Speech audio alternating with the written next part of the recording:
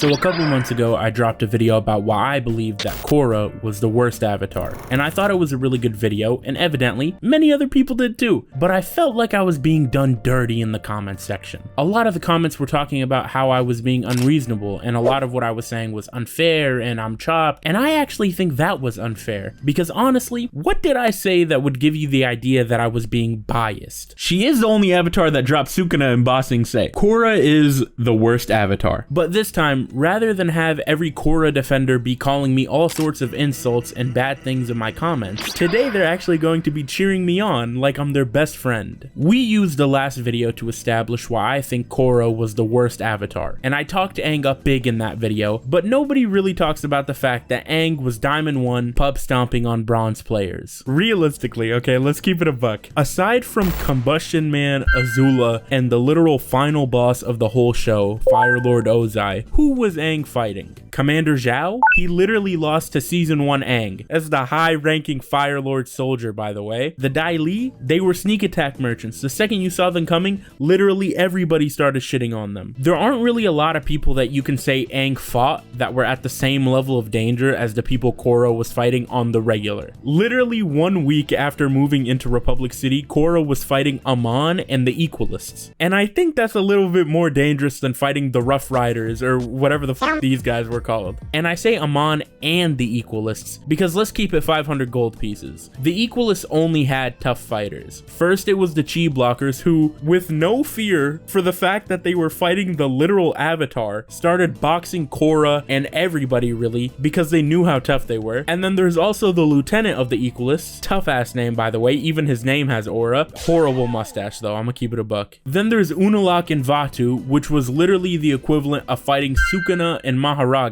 Like, don't get me wrong, season 2 is my least favorite season of Korra, but damn bro, this is like very difficult. Does she need help? She's fighting a master waterbender with knowledge of spirit energy and also Ukiora from the Espada. Let's not forget about the Red Lotus, who honestly, each one individually were insanely strong, but then when they were all together, they would use their strongest and most unbeatable team technique. Fight back, nigga! Fight back, nigga! The Red Lotus were the most prolific and violent criminals in the world of Avatar before Zahir got airbending. So is it really a surprise that when their leader got probably the strongest form of bending, that they went on a generational 2008 Jeff Hardy type run? There is also that little unconfirmed theory that they slimed Sokka, so suffice it to say, these guys mean business. This one I'll actually concede it. Kuvira is not really that tough. Listen, I know she's like a master metal bender and everything, but honestly, the reason she was such a difficult enemy to fight was because Korra got nerfed by the Red Lotus at the end of the previous season, so she wasn't gonna win a 1v1. And there was also this little thing where she controlled an entire military. These guys had a Megazord. Bolin learned lava bending last week, and Asami just filed for bankruptcy. What are we doing against a Megazord? Honestly, I'm gonna keep it a buck. That Megazord was probably a bigger threat than Kuvira. See, Kuvira got fast hands, but brother, nobody checked the grappling. If I was the Avatar, I would have did Kuvira horribly. The season would have been 2 episodes max, and episode 1 is just me going to wherever episode 2 is.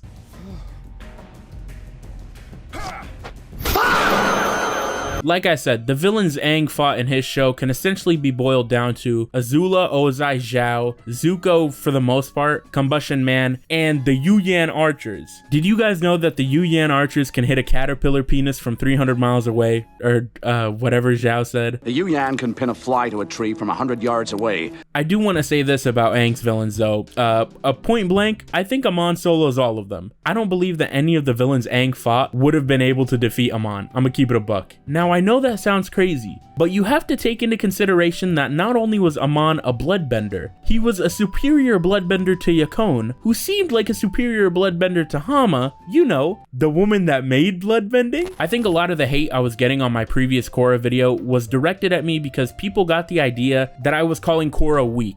I was not. There is no way on earth you could survive getting jumped by the fucking Ginyu force unless you had a little bit of that dog in you. And frankly, Korra got that dog in her. Now I do also want to make it clear, I'm I'm not saying Aang is weaker than Korra. I actually still believe that he is stronger, although it is by a very slim margin. And I do believe that Aang could beat Korra's villains, but let's just be honest with ourselves. The most goated bloodbender to ever exist, Satan, an airbending prodigy with killer instinct, and 3 of his friends ready to jump in once they get the nod, and a master metalbender who also pilots a Gundam, are all probably a little bit stronger than Admiral Zhao. I don't want to make any assumptions though. I know Aang fought Ozai and Azula, who are realistically probably the 2 most dangerous firebenders that were ever shown on screen, but I don't really know if they hold up compared to the people Korra fought. You're Ozai, okay? I am the Phoenix King, okay? You're doing all that, right? What are you doing to this Decepticon? Let's be honest, what is Ozai doing to this? This video isn't about trying to convince people that Korra is a weaker avatar than Aang or any of that. I've just been trying to explain that yeah, you can say a lot about Korra, and I did, but she had harder fights than Aang ever did, and she never ducked them ever. When Aang was fighting the East Blue Pirates in season 1, Korra was getting chi blocked in Crime Alley trying to stop Bolin from getting killed. There's levels to this shit. The villains of The Legend of Korra were much stronger than the villains in The Last Airbender because they needed to be for the sake of that story. The whole overarching mission for Aang during the entire show was to end the 100-Year War. Yeah, he would have to fight a few people here and there, but for the most part, he only had to fight one guy. And granted, this was the strongest guy in the entire show, but still realistically, it wasn't anything super out of Aang's circle of knowledge. He knows how to fight firebenders, he'd been doing it the whole show. Whereas Korra was not only fighting villains that I think could definitely defeat Ozai in a 1v1, she was fighting villains that were so out there, nobody really had information on how to fight them. Korra had to fight Amon, who was a bloodbender, in a world where there really wasn't any bloodbenders. She also had to fight Janemba. She had to deal with getting jumped for literally a whole season by an airbender who was constantly going for the kill, a lava bender, an armless waterbender, and a combustion bender. And at the end of it all, she still ended up getting nerfed and poisoned for the next season, which is why she was getting beat by this jobber who fluked a win over her and then went to go hide in the giant robot from Origins. I spent my last video talking a lot of shit about Korra, and I stand by what I said because it was true and funny, and the video did really well, so I would be fucking stupid to say anything bad about it. But just because I said all that negative stuff about Korra doesn't mean she wasn't the #2 strongest avatar ever. And